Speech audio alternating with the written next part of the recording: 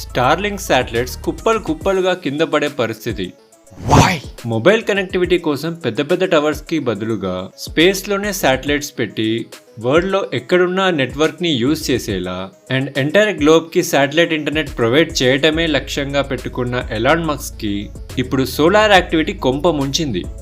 11 years కి ఒక్కసారి వచ్చే ఈ solar flares and coronal mass ejections మన ఎర్త్ అప్పర్ అట్మాస్ఫియర్ లోకి రావటంతో అక్కడి అట్మాస్ఫియర్ హీట్ అయి ఎక్స్పాండ్ అవుతుంది అండ్ దగ్గరలో ఉండే ఆర్బిట్ కి ఎఫెక్ట్ అవుతుంది.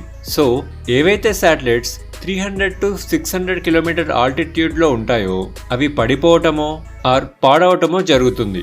ఆ ఆల్టిట్యూడ్ లో ఎక్కువగా ఈ స్టార్లింక్ శాటిలైట్స్ ఉన్నాయి.